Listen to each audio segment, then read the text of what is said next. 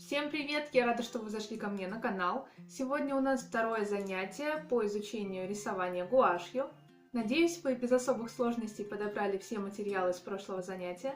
Сегодняшний урок будет посвящен краскам, их сочетанию и хранению. Я уже сказала, что для начала вам понадобится только белая, черная, красная, синяя и желтая краски. С их помощью можно получить любые необходимые вам цвета. Сегодня я расскажу об этом. Но для начала самое важное, чтобы ваши краски были свежими и однородными. Если они неоднородные, сверху более жидкие, а снизу густые, то вам достаточно их перемешать, например, зубочисткой или деревянной палочкой. Чтобы не испортить цвета в баночках, я советую вам выкладывать нужное количество на палитру, а также краски не держать долго открытыми, ведь так они быстро засохнут. Пока вы не устали, перейдем к делу. Мы сегодня немного поэкспериментируем, а заодно составим небольшую шпаргалку. Постараюсь сделать так, чтобы вам было все максимально видно. Использовать можно любую удобную кисть. У меня сейчас круглая синтетика размер 8. Нам понадобится вода, палитра, наши краски и, естественно, салфетки. И для начала я предлагаю вам взять красную краску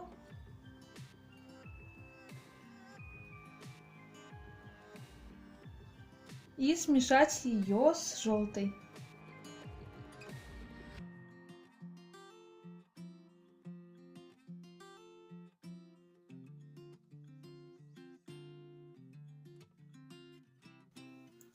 Я закрашиваю кружочки, чтобы сделать небольшую шпаргалку. Предлагаю вам делать то же самое, показывать цвета, которые мы смешиваем, и конечный результат.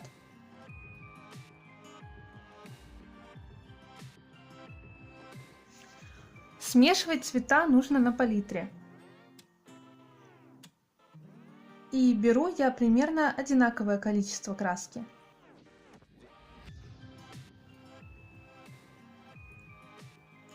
И вот мы получили оранжевый цвет, смешав красный и желтый.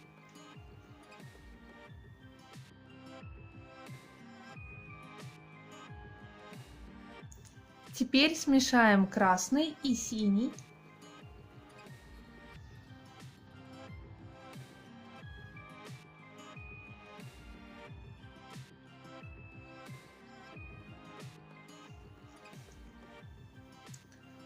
Смесь красного и синего на палитре дают нам фиолетовый цвет.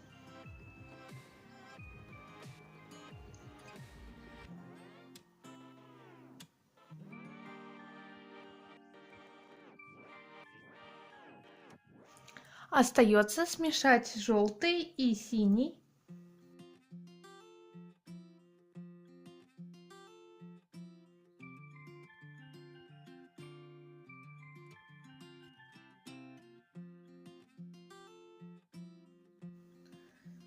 Смешиваем на палитре синий и желтый. И получаем зеленый цвет.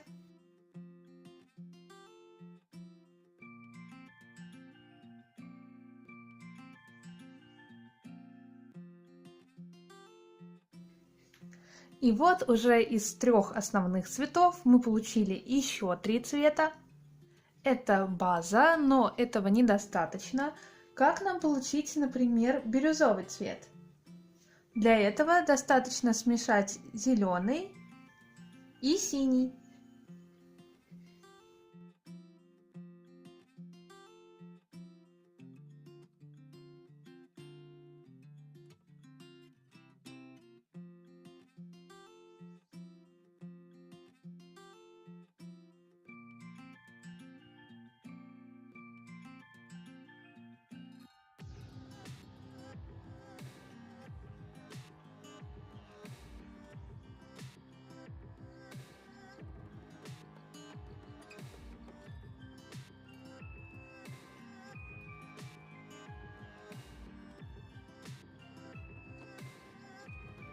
И давайте продолжим экспериментировать, только на этот раз мы попробуем добавлять к цветам белый, либо черный.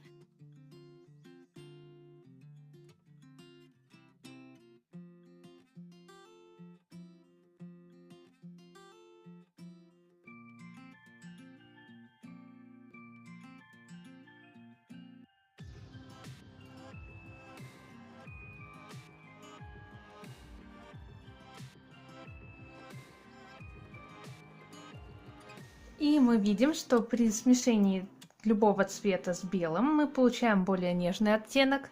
Например, если смешать белый и красный, мы получаем розовый. Если смешать белый и синий, то мы получаем голубой. А что, если смешивать цвета с черным?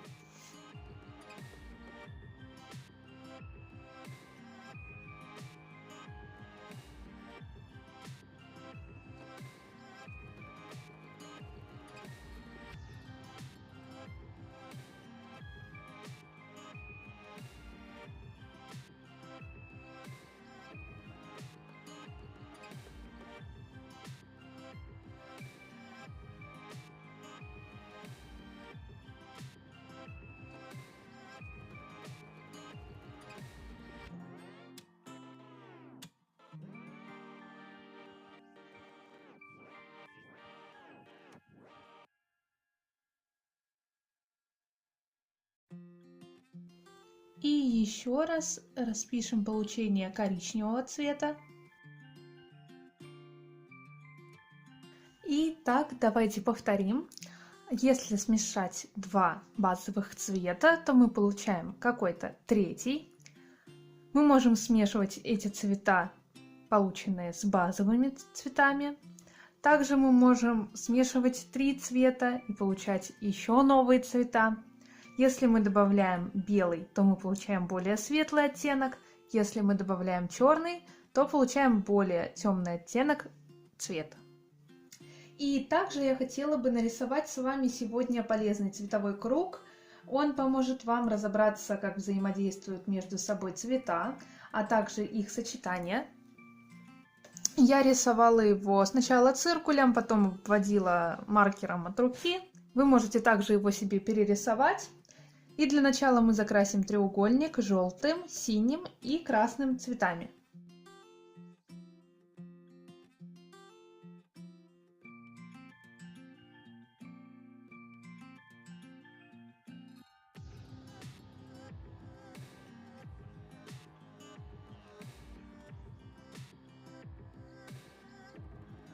Теперь мы закрашиваем вот эти вот треугольнички цветом, который получается при смешении соседних. То есть этот треугольник мы закрашиваем смесью желтой и красной, получаем оранжевый.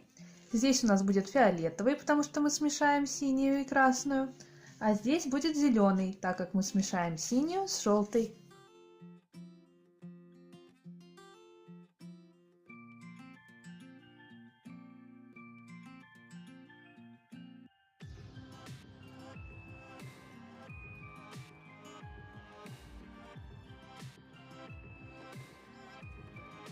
Теперь мы закрашиваем круг уже.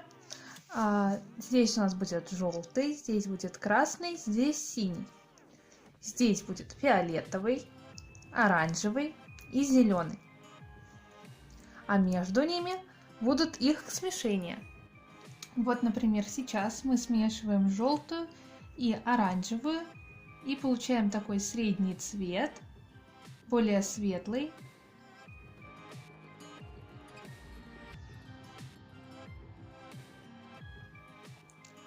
То есть, если до этого мы смешивали красную и желтую краску примерно одинаково, то есть 1 к 1, то здесь получается, что желтой краски в 2 раза больше, и поэтому оттенок получился светлее.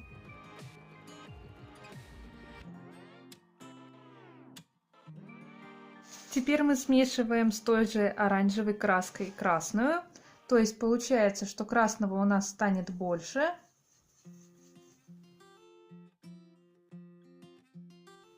Цвет получается светлее, чем красный, но темнее, чем оранжевый.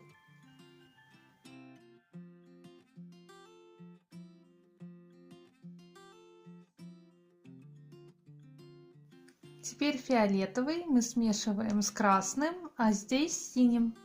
Я думаю, вы поняли технологию выполнения данного круга и сможете доделать его до конца уже без объяснений.